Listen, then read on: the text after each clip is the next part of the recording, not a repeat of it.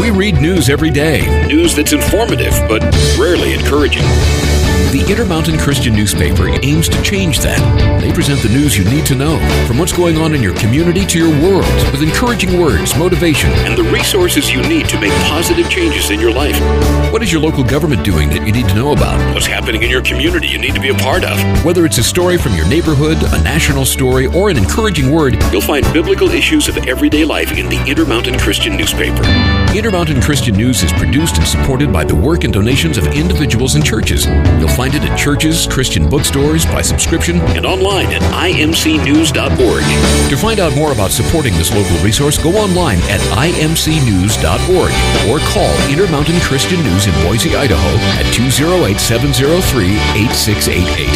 The InterMountain Christian News, a voice sharing the truth on matters dear to people's hearts. Are you tired of the secular news? Do you want a Christian view of politics? Do you want to know what is going on in your Christian community? Your wait is over. Welcome to the InterMountain Christian News Hour. Here is your host, Dr. Anthony Harper.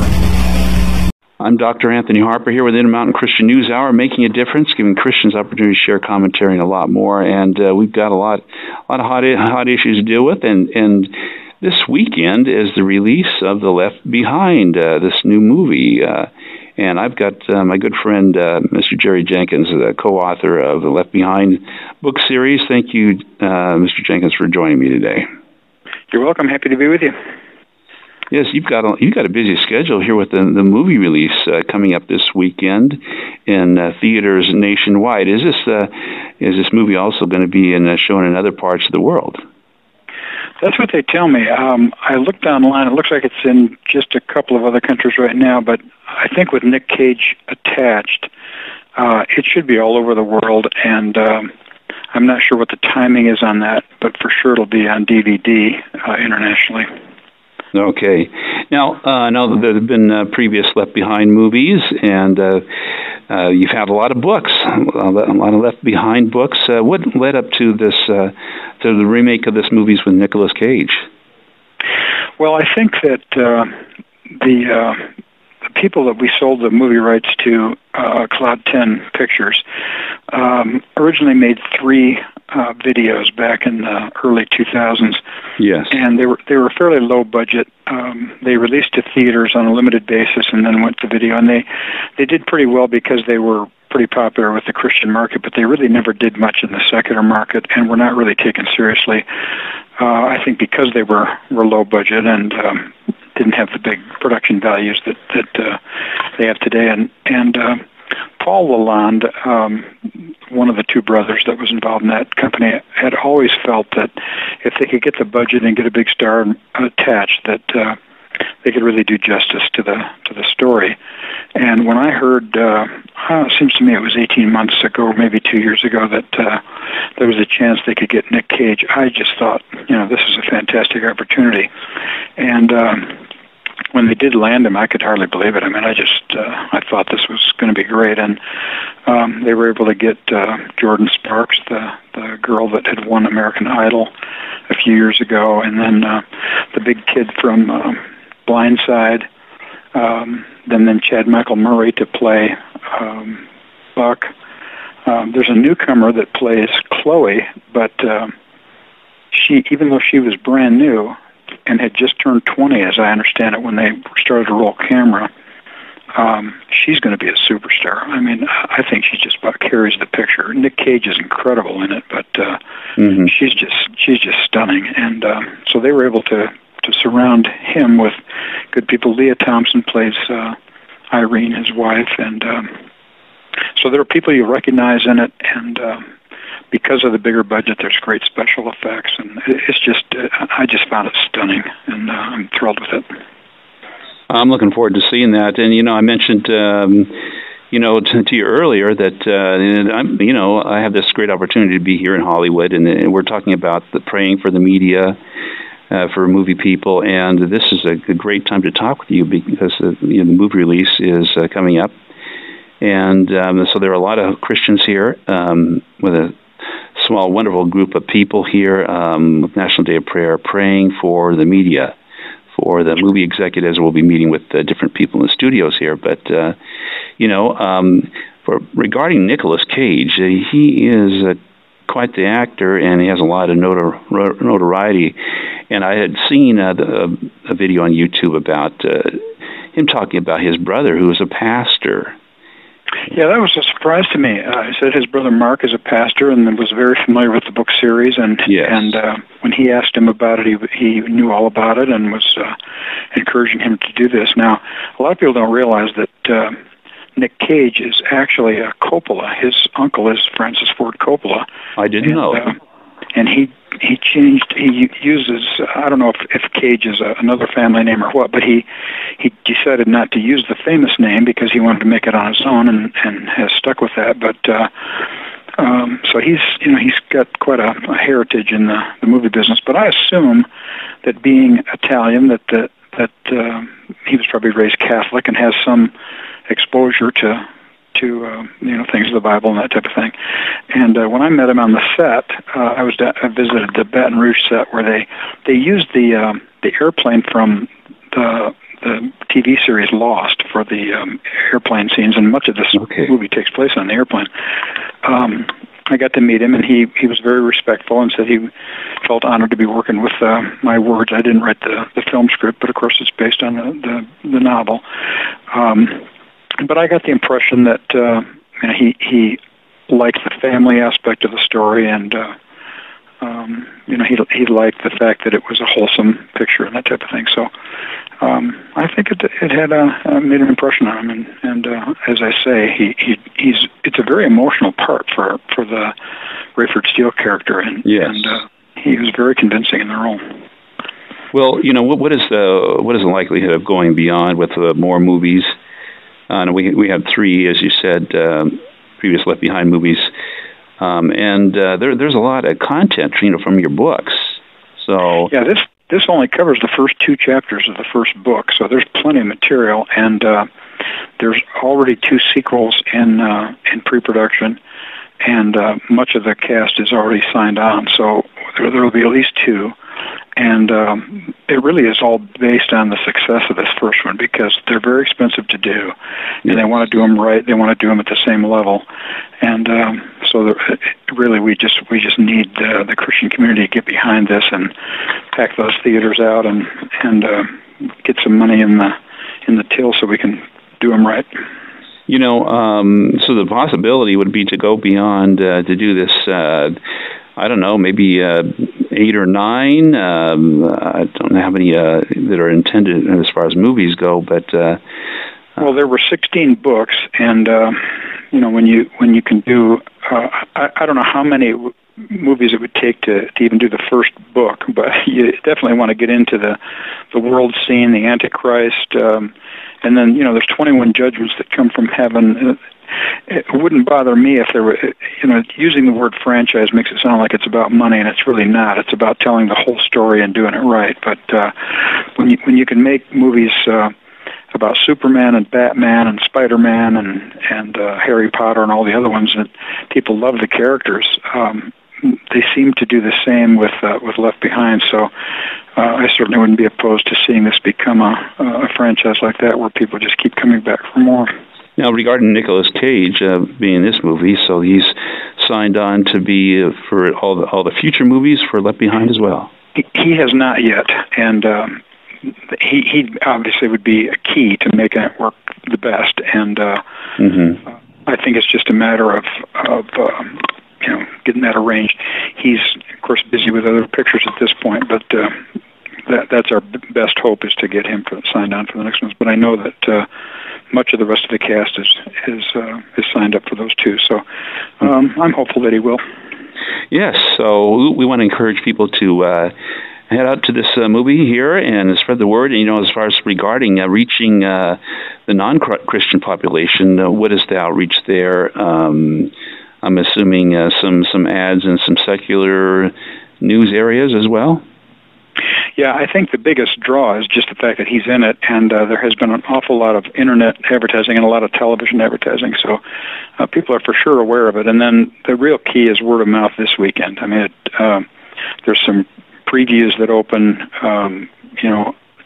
October 2nd tonight, and then the big rollout is tomorrow night and the rest of the weekend. So everything hinges on how people like it and who they invite. Yes, and I pray that will be a great response. And so, when was the last time you saw your other co-author, Tim LaHaye? It's been a while. I think the last time I saw him in person was when we saw the Rough Cut. That's been about 6 months ago in Los Angeles. He's 88 years old now, so he's not getting out as much as he used to. Okay. I did just see his grandson in New York. We were on Glenn Beck together. It was Monday night, and we had been at the Catalina Film Festival just the day before, and that's where we saw the premiere, and we're with the rest of the cast and everything. So that was great fun. Yeah, I'm looking forward to, like I say, seeing this movie and learning about the response, and pray that people would spread the word about this, and because this message is so important, because regarding the Left Behind theme is time is short, and we are in perilous times, as I know you're aware of, and how would this movie be different from the first Left Behind movie with Kirk Cameron? Well, it's really much more ambitious. It's got a much bigger budget. It's got much better special effects. I think the script is better, and because it doesn't try to do so much. The first ones covered a lot more ground as far as trying to tell a broader story, and I think this makes it much tighter. There's a lot more drama in it. This starts just before the rapture. It shows Chloe encountering her dad, Rayford, in the airport, and seeing him with the flight attendant that he's tempted to have this dalliance with. And there's some really interesting scenes there where he's trying to explain that he hardly knows this woman, etc. Then you see him on the plane. You see Chloe going home, seeing her little brother. You do see the rapture, and it's really done well with special effects. I was stunned when I saw it the first time, and I've been familiar with this story since I wrote it 19 years ago. The first book came out in fall of '95, and I didn't know I could be surprised and really moved. I mean, I find this thing moving. I saw it rough cut maybe 6 months ago. I saw it in the final version a couple of weeks ago in Hawaii, and then at the film festival. To me, it's just fresh every time. And then I do allow a little artistic license. It varies a little from the book in that a lot of the drama is in him landing the plane, getting back to the States and landing the plane. And there's a lot of the stories of the people on the plane, which is really great. But it really sets up nicely for a sequel, too. So I think if people like the first movies and if they like the book, they're going to love this movie. Now, the message was very clear in the first Left Behind movie about that the reason that people disappeared from the earth was because that they are Christians, and is that made clear as well in this movie? Yeah, it's very clear. In fact, it's interesting because one of the big things is that Chloe, the other main character, is desperate to she's to find her little brother and her mother, and she comes home with kind of a chip on her shoulder because her mother and father are kind of on the outs with each other because her mother has become kind of a rapture freak and is trying to convert the family, etc. And when the rapture occurs, of course, she's gone, and as is the little brother, and Chloe's pretty upset about that, and obviously terrified, and the whole world has kind of gone crazy over these disappearances. And when she goes to the church, the pastor is still there, because that's one of the big things in Left Behind is that there's an evangelical pastor who played the game but wasn't a true believer. And so he's, of course, distraught because he's misled some people, including her, and he's pleading with her to listen to him, and he's trying to explain what happened, and she says, "Why should I listen to you when you didn't even listen to you?" And that's sort of a huge point in the novel and in the movie. And of course, when Rayford is telling this flight attendant that he finally comes to the point where he realizes where these people are who've disappeared from the plane, he tells her that the reason he knows, he thinks, where they are because he's looking at what they've left behind. And one of the things was from one of the other flight attendants and from his co-pilot. They're Christian things. There's a watch that has John 3:16 on it. There's a day timer that has a Bible study listed in it. And he tells her that his wife told him all about this, where they would be, and what would happen if they disappeared. And it's the first time he's told this flight attendant that he's married. And so you see that all over his face, too, the guilt of admitting that he was married and that he knows where these people are. And so there's a clear message. And another thing that this movie has that the first one didn't and probably should have was we get that famous old song, "I Wish We'd All Been Ready," the old Larry Norman song at the end. Oh, yes, wonderful song. Yeah, it really is. And now, in this case, it's sung by Jordan Sparks, which is kind of, it's an updated version and everything, so it's really nice. And she's got quite a part in the movie, too. She plays a mother whose child disappears. Oh, I love that song, "I Wish We'd All Been Ready." It really describes this end-time scenario very well, and I think of all the emotions that people would have about this great disappearance. And a lot of people believe that this would trigger in the ushering in the appearance of the Antichrist. I don't know if you've heard this before, but some people would think, there's the Bible talks about the last days, people will be a worshiper of angels, and some might think that the Antichrist would appear as an alien. There's a lot of people preoccupied with aliens. But I don't know, has that concept come up in your books before, the concept of the Antichrist, saying that he's from another world, an alien? Not that the Antichrist does, although in the books and in this movie, there are so many theories of what happened that some people think that this is the people have been abducted, or that this is the work of an enemy with an unusual weapon and that type of thing. Yeah. We think the prophecies indicate that the Antichrist will have Roman blood, will come from, probably Eastern Europe and that type of thing. But it's, and some people have wondered, they've heard that this movie doesn't introduce the Antichrist and they think that something's been left out. But the fact is, because this movie only covers the first two chapters and really starts and ends on the plane, the Antichrist simply isn't on the scene yet. And right. that would probably come in the next movie or the third. Well, I'm looking forward to this, and I pray that it would be a great success. And I would just also curious, I think our listener would like to know about how you got involved with the Left Behind series, the books with Tim LaHaye. How did you meet Tim LaHaye, and what led up to you starting this? So, yeah, I had been writing for many years. In fact, I think I'd written well over 100 books by the time my agent called one day and asked if I'd ever met Tim LaHaye, and I had not met him. Of course, I'd heard of him. Everybody had. He was a well-known, best-selling nonfiction writer and former pastor and speaker. He'd written on the temperaments, and he'd written on political things and that type of thing. And when I had been a magazine editor, I had published columns by him, but I said I hadn't met him, and my agent said, well, he's a nonfiction writer with a great fiction idea, and you're a novelist with no ideas, so he said, oh, okay. You guys need to get together. And so we met in Chicago. I was living in the Chicago area at the time, and Tim was from California, and my agent was from Colorado. And so we just got together, and we immediately hit it off. He's the age my parents were before they passed, and so I immediately respected him as an elder, and of course had admired him from afar. And he told me this story. He said he'd been writing and preaching about biblical prophecy since before I'd been born, and I had always been fascinated by it and had grown up in the same tradition, and we had a lot in common. We both had been led to Christ as children by our mothers. We both were Michigan natives.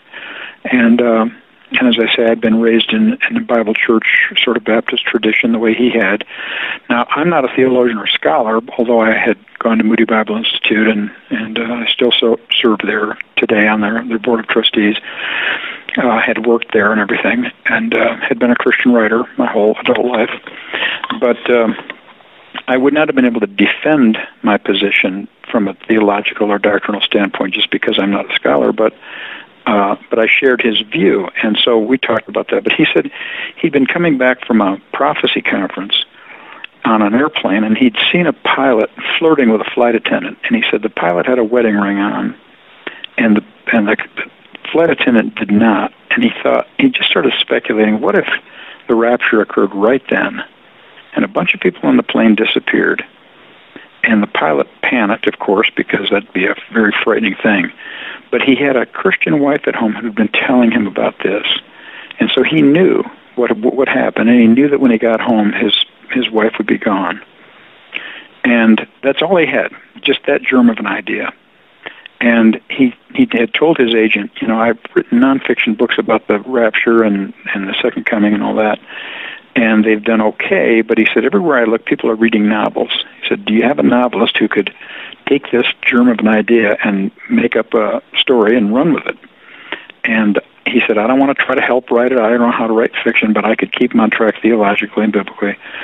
And I love that idea, and I love the fact that he didn't want to help write it, because I don't think you can co-write fiction. I mean, maybe some people can, but I wouldn't want that task.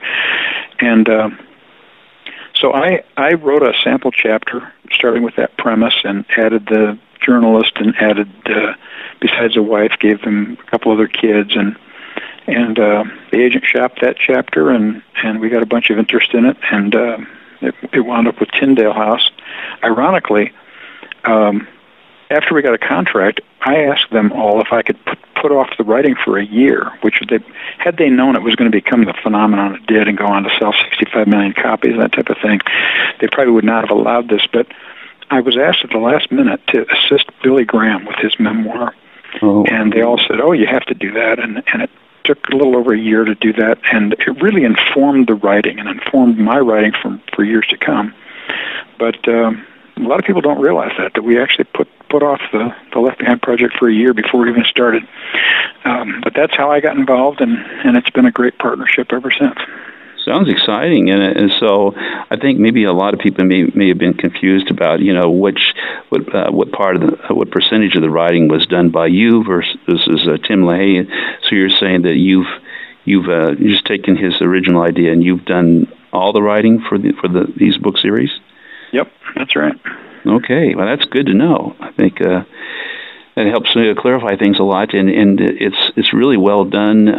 There's so much there, and God has blessed you with a lot of great creative ability here, giving you great ideas and inspiration here. And I just pray that God will use these movies for God's glory. And anyway, so thank you for sharing with our listeners. I'm going to encourage people to check out the movie coming up this weekend. And there is a website for the Left Behind movie as well, right? Yes, just www.leftbehindmovie.com, and it tells where it's playing. It's on 1,785 screens all over the country, and should be within driving distance of just about everybody. Well, that would be great. So I pray that we'll have a great turnout to this, and Mr. Jenkins, it's great to talk with you, and I'm looking forward to hearing about what happens with the movie release and encourage people to see that as soon as possible. So, thank you. Thanks so much for having me on. Thank you. I look forward to talking with you later. I'm Dr. Anthony Harper here with the InterMountain Christian News Hour, wanting to share the gospel message with you. It is clear that you hear the message and respond as soon as possible. In John 3:16, it says, "For God so loved the world that he gave his only begotten Son, that whosoever would believe in him would not perish, but have everlasting life." Please humble yourself today and admit your sins and ask Jesus to forgive you of your sins and be your Savior today before it's too late. If you died today without Jesus, you would be lost forever in hell, which does exist, contrary to what you've heard from Oprah Winfrey and so many others. Please respond today. make your decision for Jesus right now before it's too late. And it would be exciting to know of your decision for Him and to share Jesus with others once you've committed your life to Him. We'd love to hear from you. You can call our number in Boise, Idaho at 208-703-8688. I'd love to hear of your decision for Jesus, and please share with as many people as possible. To learn more about having a relationship with Jesus, you can check out our website, imcnews.org, and at the top left of our website, you'll see a Who is Jesus banner ad, so you can click on that for more information. Also, you can call 24/7, this toll-free number, 1-888-NEED-HIM. And there's also a website, www.needhim.org. Once again, that 24/7 telephone number, toll-free, 1-888-NEED-HIM.